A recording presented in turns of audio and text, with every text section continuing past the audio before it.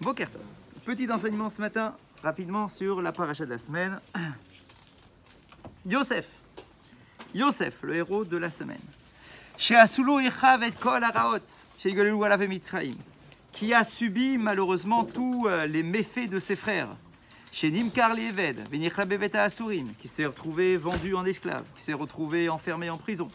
Afalpichen Kacherura Aetecha Betsara, malgré tout, et c'est ça une des grandeurs de Yosef, c'est que lorsqu'il voit ses frères dans la souffrance et dans la peine, après il leur a mis la pression quand même, hein, d'accord, mais une fois qu'il s'aperçoit qu'ils sont sincères et qu'ils sont vraiment dans la peine, et qu'ils ont été accusés d'être des espions, etc.,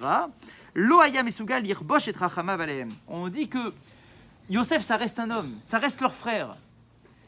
Même s'il a subi tout ce qu'il a subi dans sa vie et que ses frères lui ont fait déguster quand même, malgré tout, lorsqu'il voit que ses frères sont dans la peine et dans la souffrance, il en arrive à pleurer. Ça veut dire qu'il est quand même humain. Il est pris d'une émotion très forte à ce moment-là, il est sensible. Et il ne pouvait même pas se retenir de pleurer. Alors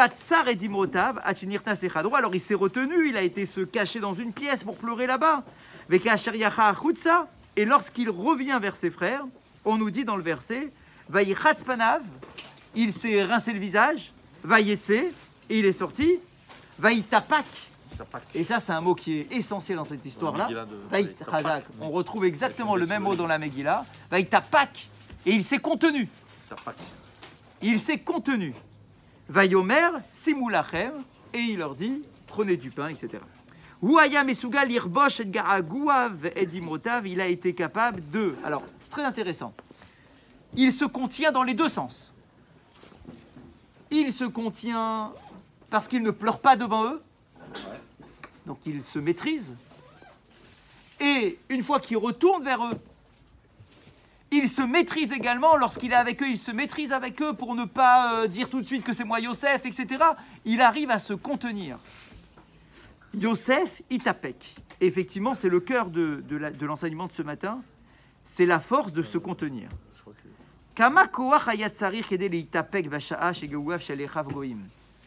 Parce qu'en réalité, il est extrêmement difficile, vous disent nos maîtres, d'être en mesure de se maîtriser à ce point-là, de se contrôler à ce point-là, lorsque les sentiments sont très forts. Les Negedana vont mettre Binyamin, et en plus il a devant ses yeux Binyamin, son frère, son petit frère du père et mère. Chez Esrim ou Shtaim Shana, Laura Aou, ça fait 22 ans qu'il n'a pas vu, et puis on sait très bien qu'il était très très proche de Binyamin. Humitapek, mais malgré tout il se contient. A Torah, Vechazal, Meshabechim et Tatapugutazo. Et puisque le verset insiste sur ce mot-là, c'est qu'en réalité, on doit apprendre de ce comportement-là. Et que c'est considéré aux yeux de nos chachamim comme étant une midatova, comme étant un bon trait de caractère, un bon tempérament. Et il nous dit, c'est un des traits de caractère les plus difficiles à acquérir. Le fait de se maîtriser, de ne pas se laisser aller, de ne pas se laisser emporter par nos sentiments, par notre colère, hein, même par la joie, par la colère, quel que soit le sentiment. Nos maîtres nous disent, c'est l'une des qualités les plus difficiles à avoir, kevishat regesh garaguim. C'est le fait de maîtriser tous les sentiments que l'on peut ressentir. Yosef Yoshev itam vekovesh et retsono lomar lahem achayai karim vaouvim ani Yosef. Avant de se révéler, on nous dit, pendant tout ce temps-là, d'accord, parce que nous on se dit, ouais, t'as vu, il se venge contre eux, il est fait un peu rager dans tous les sens, etc. Mais on dit que depuis le début, dès qu'il voit ses frères, l'élan naturel aurait été de dire, c'est moi Yosef, ça y est, c'est terminé, je me contiens pas, j'arrive pas à me contrôler, c'est trop dur de me contrôler après 22 ans de séparation. D'accord ? Déjà depuis le début, en fait, c'est pas simplement au dernier moment qu'il se contrôle. Depuis le début, il n'arrête pas de se contrôler, il se maîtrise à 100%. Quand il voit ses frères, il les reconnaît tout de suite. Il veut pas se révéler immédiatement. Pourquoi il ne se révèle pas immédiatement? Pourquoi est-ce que dans le projet, il fallait absolument qu'il se maintienne, d'accord, dans cette discrétion? Parce qu'il fallait pousser ses frères petit à petit pour les aider à prendre conscience de leur erreur, prendre conscience de ce qu'ils ont fait, pour faire teshuva, etc. Donc, s'ils se révélaient tout de suite, s'ils ne se maîtrisaient pas et qu'ils disaient tout de suite « c'est moi Yosef, allez hop !» Il n'y a pas le travail. Or, le travail ici est essentiel. Donc, depuis le début, en fait, il se maîtrise. Il se maîtrise à ce moment-là. Ensuite, quand il est fait un peu rager dans tous les sens, il se maîtrise aussi. Ensuite, quand Binyamin arrive, il se maîtrise encore. Pas très longtemps, vous avez vu, hein, on nous dit « Ah, je me contiens, mais il faut que j'aille pleurer. » Bon, alors vite, je pars ailleurs, mais je pleure pas devant eux. Mais malgré tout, ça s'appelle la hit apekut, c'est le fait de se maintenir et de se contenir. Shlita atzmit, et donc nos maîtres nous disent dans le Moussar, c'est Shlita atzmit, c'est un contrôle de soi que l'on s'impose à soi-même. Ou Shlita atzmit hikeli le chaim amitim. Et celui qui est capable de se contrôler à ce point-là, il a entre ses mains les clés d'une véritable vie. C'est pas simplement dans les moments extrêmes comme cela, en fait dans notre quotidien. De se maîtriser, en fait, c'est la clé pour toute notre existence. Afilou rega echad, chez Wadam Agia la shlita atzmit, mais cholel beshinui dramati. Et on dit, même si j'arrive une fois dans ma vie à me contrôler, alors que la nature humaine ferait normalement de se laisser aller, ou de parler, ou de s'énerver, etc. On dit, si un individu a été capable de le faire ne serait-ce qu'une seule fois dans sa vie, il touche à quelque chose qu'il ne connaissait pas.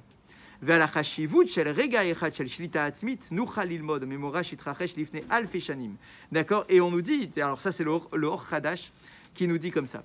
Avotenu alchou bemidbar Sinai bedarkam l'Eretz Israël. ובהגיעם לשעיר מקום מושבם של בני אדום, צאצאיו של עשיו. מנעם השם להילחם בבני עשיו והורה להם. רב לכם, סוב לכם את ההר הזה. On nous raconte une autre histoire. Lorsqu'on est sorti d'Égypte et qu'on était sur le point de rentrer en Israël, vous vous rappelez qu'il y a un endroit où, en se rapprochant d'Israël, on arrive devant le territoire de Édom. Le territoire de Édom, qui est l'ennemi juré du peuple d'Israël. Enfin, l'un des ennemis jurés. Et on nous dit, Akadosh Baruch Hu dit, Rav lachem, sauve et aharazé. Ne va pas au combat contre Édom, sauve et aharazé, détourne-toi, contourne cette montagne, penou lachem tsafona, et va vers le nord. Ve'atil martil chamou bahem, et ne rentrez pas en guerre contre ces gens-là. Chazal omrim davar madim al ora azo, shanim rabot ifnechen, kasher itzir Yaakov. On nous dit, normalement, ça aussi, ça fait partie des traits caractères de Hitapekut. Pourquoi? Parce que normalement, les enfants d'Israël, ils auraient dû se venger contre Édom. La nature humaine fait que tu te venges contre Édom. Édom, c'est Amalek. Amalek, il t'a attaqué. Donc là, maintenant, tu es en force, tu es en puissance. Dieu est avec toi tous les jours, il y a des miracles en permanence. Donc on va dire, attends, ça va, on y va, arrête, ne me contiens pas, d'accord, ne me tiens pas, laisse-moi y aller. On dit non, face à Édom, tu ne dois pas aller au combat. Tu dois développer la Hitapekut. On dit pourquoi je dois développer la Hitapekut spécifiquement face à Édom? Parce que par définition, Édom est celui qui n'est pas capable de se maîtriser. Édom, c'est Esav. Okay? Qu'est-ce que l'on dit sur Esav et sur ses biens et sur le lien qu'il entretient avec le monde matériel? On dit que lui, sa définition, c'est de ne pas se mettre de limites. Édom, par définition, c'est celui qui veut tout. Il a sa main partout, il va vers l'extérieur, il va tout attraper pour lui. Il veut tout s'accaparer. D'ailleurs, rappelez-vous la rencontre entre Esav et Yaakov. D'accord? Qu'est-ce qui se dit quand il voit que Yaakov vient alors qu'il est très riche, d'accord, et que normalement il n'était pas censé être riche, Yaakov, et que finalement Esav lui fait des cadeaux. Rappelez-vous toute cette histoire-là. Yaakov fait des cadeaux à Esav. D'accord? Qu'est-ce que l'on dit? Il y a des mots qui sont très très importants là-bas. On dit quoi? Yaakov dit à son frère, moi ce que j'ai ça me suffit. Alors que son frère Esav dit à Yaakov, moi je veux tout. Moi je veux tout. Tout ce que j'ai ne me suffit pas. Je veux encore et encore. Ça veut dire que il y a une confrontation de systèmes entre d'un côté Yaakov et de l'autre côté Esav. Yaakov, c'est celui qui est dans la Hitapekut, qui se maintient en permanence, qui se retient, qui ne se laisse pas aller, qui ne va pas chercher à s'accaparer un maximum de choses. Et Esav, de l'autre côté, est celui qui, au contraire, ne se contrôle jamais, ne veut pas s'imposer les lois de la Torah, les lois familiales, etc. C'est celui qui veut casser toutes les frontières, toutes les limites, pour aller tout prendre au maximum.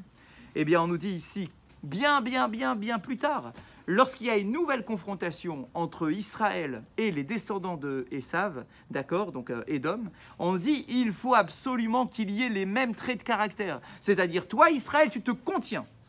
Tu as envie d'aller au combat, on t'interdit d'y aller. Tu dois apprendre à te contenir. Parce que Ésav, lui, par définition, Édom, c'est celui qui ne se contient pas. C'est celui qui ne se maîtrise pas. Et dans cette confrontation-là, il faut revenir finalement au point de départ de Yaakov et de Ésav avec son frère, d'accord, où il y a ces deux traits de caractère radicalement différents. Donc on nous dit, de Yosef, de la paracha de cette semaine, on apprend la hit apekut, le fait de se maintenir, de se contrôler. On le dit sur toutes les avérotes finalement. C'est quoi une avéra? Avéra, le mot en hébreu, over, c'est passer.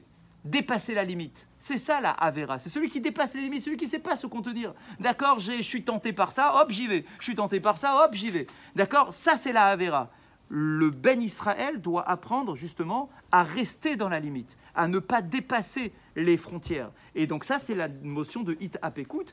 Yosef, sur ce point-là où il aurait pu se révéler immédiatement, se laisser aller en disant voilà c'est mes frères, je me laisse pleurer, je laisse les sentiments prendre le dessus. Non, s'il y a un projet qui est différent, je dois le mettre en place, et donc s'il faut me maîtriser pour cela, je dois me maîtriser, d'accord? Eh bien, de cela, nous, on l'apprend aussi donc pour nous tous, et donc, rappelez-vous, c'est, nous disent nos maîtres, un des traits caractères les plus difficiles à acquérir dans notre quotidien. À la fin du jour. C'est lié à la sainteté, en fait. Toujours, toujours. Razak, la kedusha est toujours liée au fait de se limiter. D'accord, la kedusha, c'est se détacher de quelque chose qui est normalement autorisé, c'est de se détacher de quelque chose que je pourrais avoir immédiatement. Ça, c'est la kedusha. Donc oui, c'est vrai, et c'est pour ça que Yosef, c'est aussi la kedusha. Yosef, c'est le yesod, et le yesod, c'est la kedusha. Vous avez raison. Toutes les midotes sont compliquées à... Oui, bien évidemment, parce qu'une mida à acquérir, c'est très compliqué, parce qu'on a l'impression qu'on doit changer notre nature. Changer sa nature, c'est ce qui nous semble être le plus difficile. Et sur lequel on dira toujours aux gens, arrête, je suis comme ça, qu'est-ce que tu veux que je change? D'accord, je suis colérique, je suis égoïste, je suis machin. C'est ma nature, qu'est-ce que tu veux que je suis comme ça? Je suis comme ça. C'est vrai, toutes les midotes sont difficiles. Mais le fait de se contenir, ça c'est vraiment, vraiment particulièrement difficile. Parce que... Pardon? Les Asiatiques, On n'a pas voyagé. peut-être, ok. On n'a pas voyagé. Ouais, peut-être. Ah ouais, je vois ça. Bon, peut-être, je vous laisse... Il faut un gros travail sur l'hyper-contrôle. D'accord. On Je- retrouve cet enseignement Ah, le yoga. Ouais, dans quoi? dans le Messilat Ah bah bien sûr, ah bah oui, dans le Messilat Yesharim, enfin dans tous les livres de Moussard. Hein. Bien sûr, tous les livres du Moussard, tous les écrits de Moussard vont toujours dans cette dimension-là. Oui, bien sûr, tous. Enfin, c'est les traits de caractère classiques, on va dire, que l'on doit travailler. Ouais, non, mais c'est certain, tous les livres de Moussard l'abordent. À la fin du jour, rapidement, une halakha que je donnais ce matin à la choule, puisque on est à 2 jours du jeûne, d'accord? Il y a une halakha qui nous dit, alors vous savez que pendant ces petits jeûnes-là, on a le droit de se laver, on a le droit de se laver, on a le droit de se doucher, on a le droit de se parfumer, on a le droit de porter des chaussures en cuir, on a le droit d'avoir des relations conjugales. Tous les interdits de Kippour et de Tisha B'Av, d'accord, ils ne sont pas interdits pendant les petits jeûnes de l'année. Les petits jeûnes, le 10 Tevet, c'est un petit jeûne. D'accord, je ne dis pas qu'il n'est pas important dans le sens petit, c'est que c'est un jeûne court, d'accord, un jeûne léger au niveau halachique. Donc les interdits, on les connaît, c'est manger, boire, c'est tout, concrètement. Tu as le droit d'aller travailler, tu as le droit de jouer, tu as le droit de dormir, tu as le droit, enfin voilà, tu as le droit de faire ta vie à peu près normalement. D'accord, donc, et on a le droit de se laver. Alors, certains nous disent que si tu peux éviter de te laver un jour de jeûne, voilà, tu le feras soit la veille au soir, soit le soir après le jeûne. Parce que, ouais, pour marquer le coup, quoi, parce que se laver, c'est quand même un plaisir. D'accord, c'est un petit plaisir. Et c'est un jour de jeûne, tu n'es pas censé prendre ce genre de plaisir. D'accord, pourquoi? Parce que tu es censé penser à la destruction du temple ou au fait que ce soit le siège du temple, etc. Donc, voilà, mais c'est pas interdit, c'est pas interdit. Les Ashkenazim sont plus sévères que les Sfaradim sur ce point-là, mais ça reste pas interdit sur le fond. Maintenant, l'halakha nous précise que quand le jeûne tombe un vendredi, comme cette année pour le 10 Tevet, d'après tout le monde, même les Ashkenazim, on aura le droit de se laver à l'eau chaude en l'honneur du Shabbat. C'est-à-dire qu'il y a Shabbat qui arrive, tu ne peux pas te permettre d'imaginer que ça fait 24 heures que tu t'es pas lavé et que Shabbat arrive. Ça, c'est pas possible. Shabbat arrive, tu dois être propre, tu dois être nickel, d'accord, juste avant Shabbat, l'après-midi avant le début de Shabbat, d'accord, tu dois être nickel, shampooiné, etc. Donc, du coup, la halakha nous dit, tout le monde est d'accord que quand le jeûne tombe un vendredi, que ceux qui, des fois, enfin généralement, s'interdisent de se doucher quand c'est un jour de jeûne, quand ça tombe un vendredi, c'est bon, tu te douches parce que Shabbat, tu as un honneur de Shabbat d'être propre lorsque Shabbat arrive. Deuxième point, mais là, ce n'est pas par rapport au vendredi, mais de manière générale, qu'en est-il pour le fait de se laver la bouche, de se rincer la bouche, de se brosser les dents les matins de jeûne? Alors, l'halakha nous dit comme ça. Normalement, il faut être marmire. Normalement, si tu peux, d'accord, ça va, tu te lèves et voilà, tu fais ta journée comme ça. Maintenant, on nous précise tout de suite dans l'halakha, et le Rabbi Yosef a été très clair, non, clair au contraire sur ce point-là, en nous disant, quelqu'un, parce qu'aujourd'hui c'est devenu notre habitude, de se rincer la bouche tous les matins, de se brosser les dents tous les jours, d'accord, c'est pas de temps en temps, etc. Il nous dit quelqu'un qui a pris cette habitude-là, donc on va dire notre génération, d'accord, où on ne supporterait pas aujourd'hui de commencer sa journée et de garder comme ça toute la journée sans s'être brossé les dents, d'accord, avec la laine, etc. Il nous dit quelqu'un qui a l'habitude effectivement de se brosser les dents tous les matins, il a le droit de se brosser les dents, même un matin de jeûne, même si à l'heure où il le fait, c'est déjà jeûne. Je ne parle pas de, par exemple, là, le 10 Tevet, le jeûne il commence à 7 heures, d'accord, donc beaucoup d'entre nous seront déjà levés avant, 7 heures c'est relativement tard, d'accord, ouais bon, c'est Noël en plus, d'accord, donc c'est vrai, mais même quelqu'un qui se lèverait et que le jeûne a déjà commencé, d'accord, il permet de se brosser les dents le matin du jeûne et nous dit pour deux choses, enfin faire attention à deux choses, de ne pas mettre un révi'it d'eau d'un coup dans sa bouche, donc de ne pas remplir sa bouche pleine d'eau, pas, prends le minimum, quoi, c'est juste ce qu'il te faut. Donc tu te rinces la bouche, tu as besoin un peu d'eau pour enlever le dentifrice, etc. Tu prends un petit peu d'eau, c'est bon. Deuxième chose, c'est bien évidemment de faire très attention à tout recracher, à ne pas garder un peu d'eau dans la bouche, à ne pas avaler cette eau ou le mélange avec le dentifrice, d'accord, de ne pas en arriver à en boire quoi que ce soit. Et il nous dit, et peut-être que cette année c'est encore un peu plus fort avec nos masques, il nous dit quelqu'un qui ne supporterait pas l'odeur de la laine. C'est vrai, c'est désagréable. En plus là avec les masques, d'habitude on est gêné par la laine des autres les jours de jeûne. Là d'accord, là c'est nous-mêmes, on a un retour terrible. Donc on nous dit, ça va, si tu fais attention, tu peux effectivement, d'après ce qu'il dit, te permettre de te rafraîchir entre guillemets la bouche, d'accord, avec un peu d'eau, avec un peu de dentifrice, d'accord, juste pour effectivement ne pas tomber dans ce problème-là. Mais et donc voilà, donc cette année, à mon avis, on pourra utiliser. Ah, j'ai parlé des petits jeunes. Tisha B'Av et Kippour, ça restera interdit, même si on avait des masques à Kippour. D'accord, là, ici, c'est vraiment parce que ce sont les petits jeunes de l'année dont on parle ici.